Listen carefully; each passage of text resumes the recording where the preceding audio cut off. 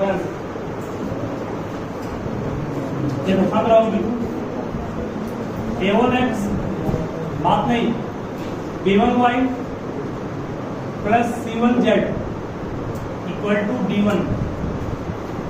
ये पहला linear equation in 3 variable, नहीं इसको लीनियर इक्वेशन इन 3 वेरिएबल कहेंगे ना, x भी है, y भी और z भी। दूसरा आपका मान लो a2x प्लस क्या होगा b2y plus what c2z equal to what 3 और तीसरा फिर है a3x plus b3y plus c3z equal to what 3 equation है। जितना इक्वेशन है हमारे पास उतने वेरिएबल होंगे तभी उसको हम सॉल्व कर पाएंगे। फिर सुनोगे क्या होगा। क्लास 10 में तुम पढ़े थे 2x plus Y equal to 6 दिया हुआ था और x minus Y equal to 8 था। यहाँ सिस्टम ऑफ इक्वेशन कितना है? दो है ना। जब दो वेरिएबल है तो इक्वेशन भी दो होना चाहिए। जब वेरिएबल 3 यहाँ पर है तो इक्वेशन भी क्या लिए 3। जितना वेरिएबल उतना इक्वेशन होगा तभी उसका मान निकाल पाओगे, अदरवाइज उसका मान कभी निकल नहीं पाएगा। उसका मान निकाल सकते हैं क्योंकि यहाँ पर वेरिएबल भी क्या है 3 है और इक्वेशन भी क्या है 3। अभी आपको क्लास 10th में तुम पढ़े थे कंसिस्टेंट टाइप्स ऑफ सॉल्यूशन, दो टाइप का होता है।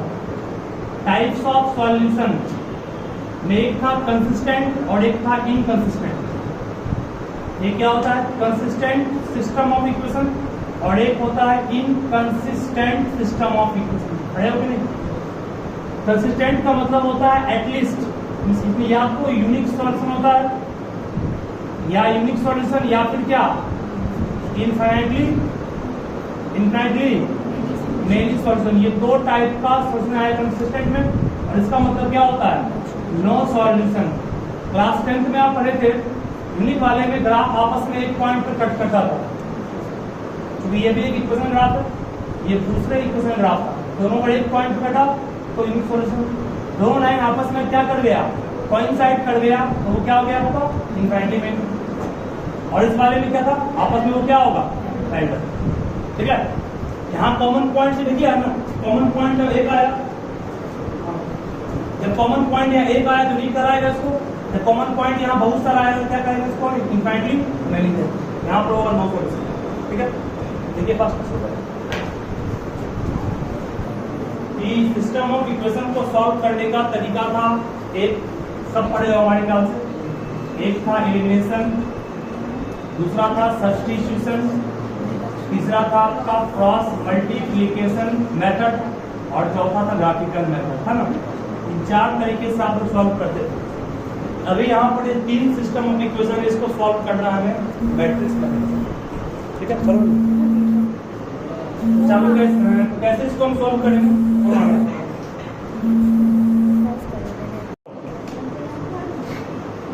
देखिए बात नहीं, अब यहाँ पर हम लोग को 3 मैट्रिक्स मानना पड़ेगा अलग अलग, बात नहीं हम लोग। एक तो आप देख रहे हैं कैपिटल ए, कैपिटल ए उस मैट्रिक्स को कहेंगे जो सारे वेरिएबल के कोएफिशिएंट से बना होगा।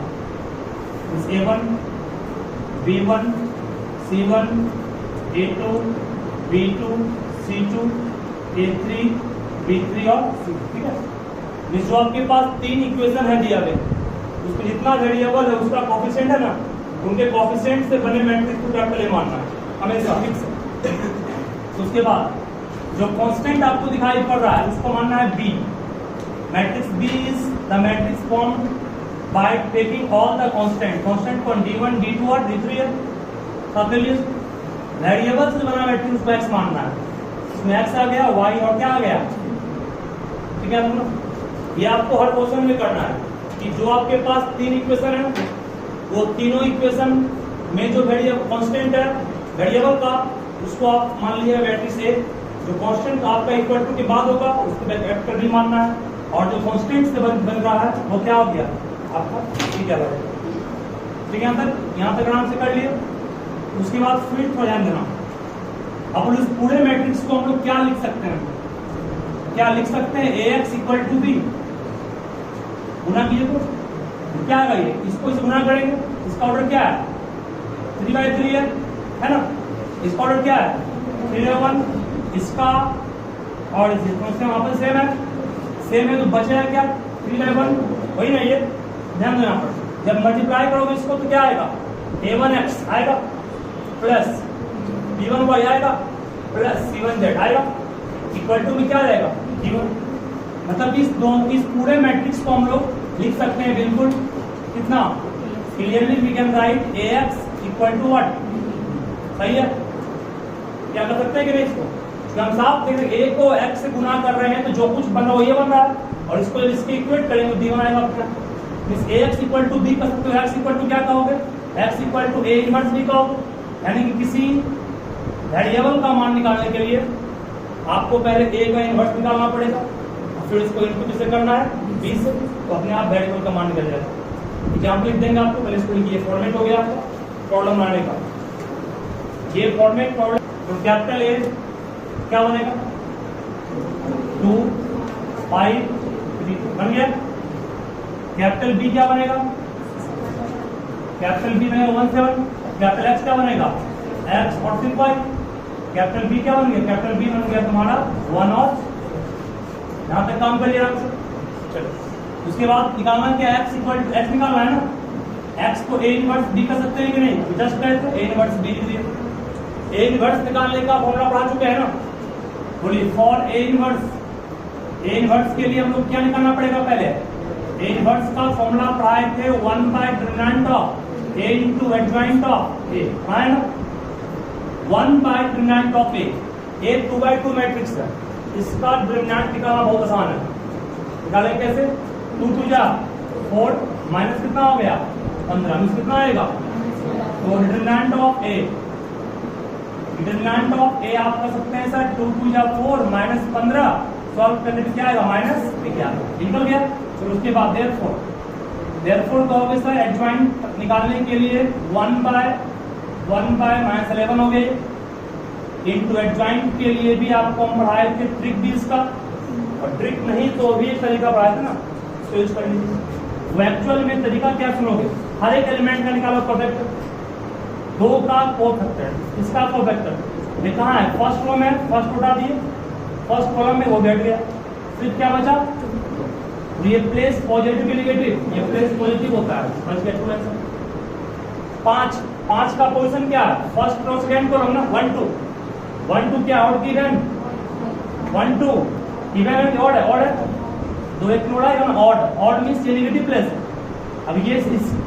इसका प्लेस क्या है फर्स्ट रो हट गया कॉलम क्या है वो भी हट गया क्या बचा 3 प्लेस पर नेगेटिव तो क्या हो गया ये एक्चुअल तरीका सॉल्व कर रहे हैं शॉर्ट ट्रिक बता है अब ये हटेगा और ये क्या बचेगा प्लस की माइनस 5 इसका प्लेस क्या है 1 2 2 ना सेकंड रो सेकंड कॉलम 2 2 4 होगा 4 आपका इवन है मींस पॉजिटिव प्लेस है ये हट गया सेकंड रो हट गया और सेकंड कॉलम क्या बचा 2 जगह पॉजिटिव का ट्रांसपोज सही है हर एक एलिमेंट का कोफैक्टर निकालने के बाद ट्रांसपोज करने के बाद जो कुछ मिलता है उसी को एडजॉइंट कर एडजॉइंट निकल गया तो यहां से बोलोगे आप इसका वैल्यू क्या आ गया 2 -3 -5 2 सही है चलो अब इसको आप गुना भी कर सकते हो कितना गुना करने पाएगा -2/11 5/11 3/11 और ये 2/-2/11 सही है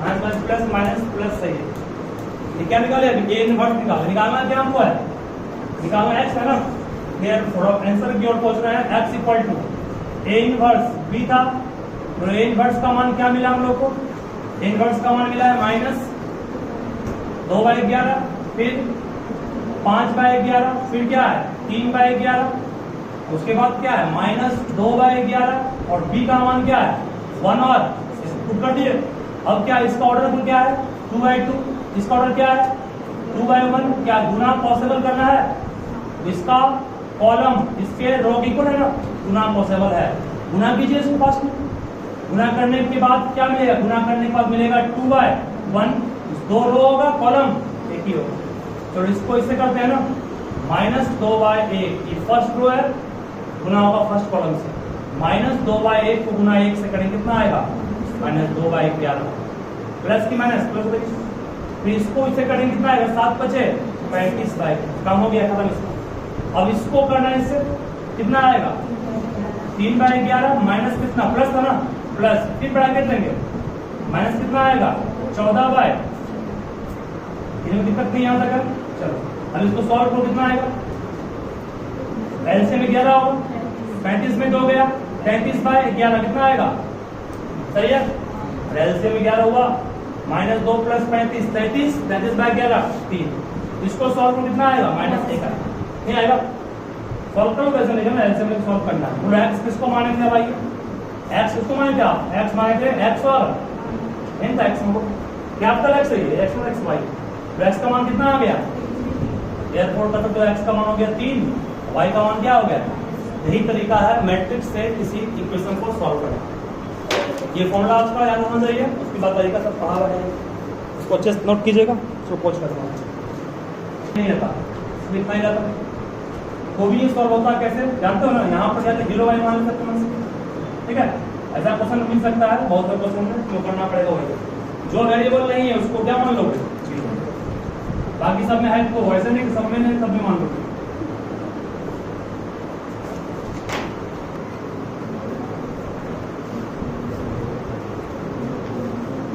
कैपिटल ए क्या इसमें है 2 3 -2 3 2 1 -1 4 -3 2, ये हो गया कैपिटल ए। उसका यही हो कैपिटल एक्स के रूप में काम किया एक्स वाई और जेड, कैपिटल बी के रूप में काम कौन किया 8 1 और ठीक है, ध्यान दो डिटरमिनेंट ऑफ एक कितना आप लोग आया -17 आया, निकाल लीजिए उसको। देयरफॉर एडजॉइंट निकालना है, एडजॉइंट ऑफ ए का फॉर्मूला आपको पढ़ा चुके, हर एक एलिमेंट का कोफैक्टर फिर उसका ट्रांसपोज। जब कोफैक्टर में जो फंसते हो फिर से एक बार ध्यान से सुन लो, दोबारा इसको हम अच्छे से बोल रहे हैं। मान लो तुमको निकालना है 3 का कोफैक्टर, 3 कहाँ है, फर्स्ट रो में है, फर्स्ट कॉलम में हट गया, फर्स्ट रो फर्स्ट कॉलम हट गया, क्या बचा फिर ये बचा ना, इसको आपको सॉल्व करना है। इसको सॉल्व करने में प्रॉब्लम हो रहा है तो आप दिमाग आए यहीं पर एक जो ब्रैकेट क्या होता, 2 का इन 2 -9, इसको गुना करने में क्या आता 3, सॉल्व करने में क्या आता -1, इसका मतलब इसका आंसर क्या हो गया, जगह पॉजिटिव -1 इस तरह हो गया। इसका निकालना है, तो ये कहाँ है, फर्स्ट रो में है, सेकेंड कॉलम में है, फर्स्ट रो सेकेंड कॉलम चला गया, क्या बचा 2 -1 4 2 2 2 या 4 -4 कितना आ रहा है इसका, अब मैच कर लोगे लगता है उसका ना।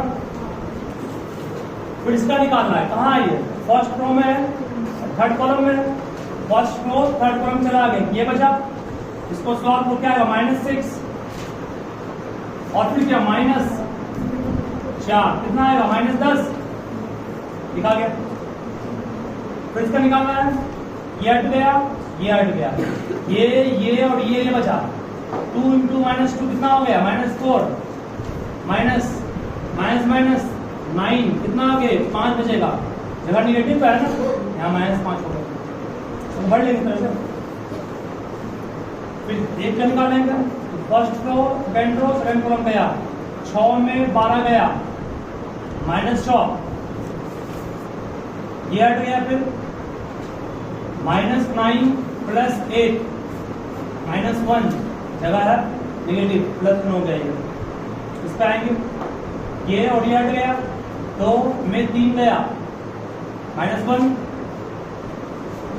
ये और ये हट गया, ये और ये हट गया -3 और -6 -9 जगह क्या है, ये माइनस का है +9 हो गया, तो ये और ये हट गया, 3 -4 7, क्या इतना आप लोग आया है, तो मैच कर लो इतना, ये सही है तो आप लोग, नहीं सही और आप गलती नहीं कर रहे हो, गलती कर तो सही करो, अब समय नहीं है उसका, फिर दोबारा मिलेगा इसे क्वेश्चन। ट्रांसपोज करो क्या आएगा -1 -8 -10 -5 -6 1 -1 9 7, ये आपको ट्रांसपोज करने के बाद मिला। अब निकालना है A इनवर्स, x निकालना है, x को लिख सकते हो A इनवर्स इनटू क्या बी, ए इनवर्स का मान 1 by determinant of A into adjoint of A B A into बाहर में क्या रह गया, बी रह गया। 1 by determinant of A means -17, adjoint of A का मान कितना है, एडजॉइंट ऑफ ए है -1 -5 -1 -8 -4 9 -10 1 7 और बी का मान कितना है, बी का मान तुम्हारे पास 8 1 4। क्या ये दोनों गुना कर लेंगे? एक बात और सुनोगे, आसान करने के लिए जा रहे हैं, इसको आप अभी इससे गुना मत कीजिए, इस दोनों गुना करना आसान रहेगा, गुना कर लो, इसको बाहर छोड़ दो अभी, ये बाहर का बाहर को दिक्कत नहीं होगा, दिक्कत उससे नहीं होगा, और इसको गुना कर लोगे तो एलसीएम लेना पड़ेगा, एलसीएम बच जाओगे। इसको गुना कर सकते हो किससे, इसको से करोगे -1 गुना 8 -8 -5 गुना 1 -5 -1 गुना 4 हो गया।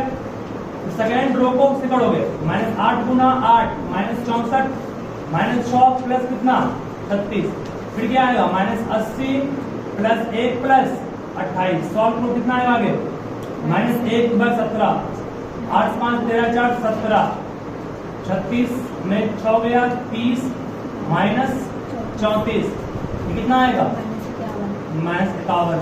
अब गुना कर लो कितना आएगा, काटने पर ये 1 आएगा ऊपर में, ये कितना आएगा 2 और ये कितना हो गया आंसर, बन जाएगा। बोलो x का मान कितना आ गया 1, y का मान 2, z का मान आंसर हो गया। जो बाहर में डिटरमिनेंट का मान है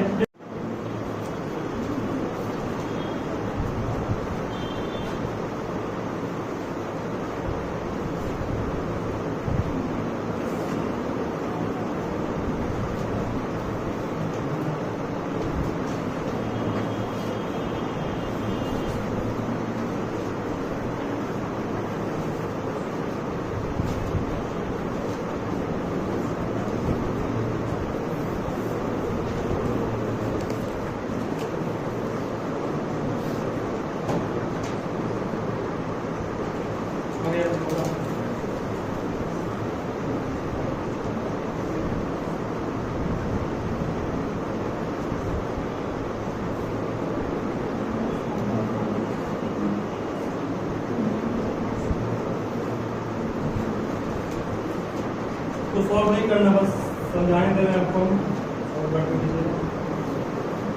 तुम्हारे एक इक्वेशन दिया हुआ है, नोट नहीं करना है इसको, समझ लो। एक इक्वेशन में आपको सॉल्व करने का दिया इसको, तो सब में सिमिलरिटी क्या नहीं है, सिमिलरिटी ये नहीं कि इसमें तो x y z तीनों है, इसमें क्या नहीं है x नहीं, तो x के जगह पे क्या कर लेंगे 0x, यहाँ y नहीं z नहीं है, यहाँ क्या 0z बन जाएगा आगे, जो टर्म नहीं उसके आगे 0 अपने मन से मान लो, ठीक है। उसके बाद सॉल्व करोगे।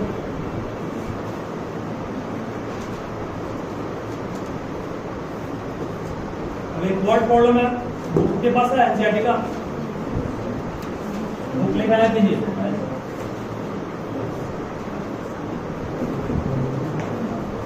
तो एक क्वेश्चन है, वर्ड प्रॉब्लम ये है, पहले सुन लो क्या कहा क्वेश्चन।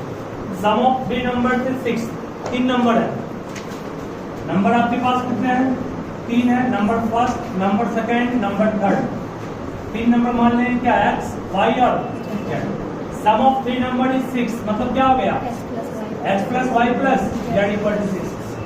फिर सुनोगे, ये पहला इक्वेशन बनाना कितना आपको 3 ना, क्यों, क्योंकि वेरिएबल 3 की। फिर कह रहा है if we multiply third number by 3, third number कौन है z में 3 से गुना किए, गुना कर दिए। If we multiply third number by 3 and add, और इसको जोड़ दिए किसमें सेकंड नंबर मींस y में, देन इट विल गिव कितना 11। ये बन गया आपका इक्वेशन 2। इसमें क्या नहीं है x, क्या मान लेंगे x को, इसे मान लेंगे, ठीक है। और थर्ड इक्वेशन के लिए कह रहा है by adding the first and third number, first और थर्ड को जोड़ो, जोड़ लिए, by adding first and third number we get double of, हमने प्राप्त किया, we get is equal to हो गया double of second number, that means what 2y।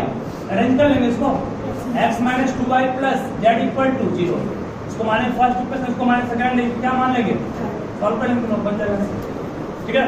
ये वर्ड प्रॉब्लम हो गया। इस तरह से आपका चैप्टर समाप्त हो गया 4.6। इसमें एक चीज मैं और बोल रहा हूं, उसको भी नोट कर लोगे।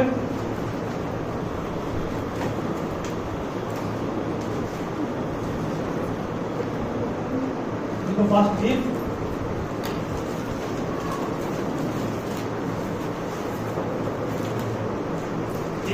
if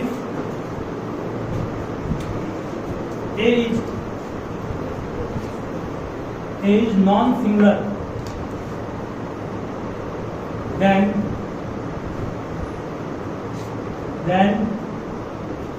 solution is unique.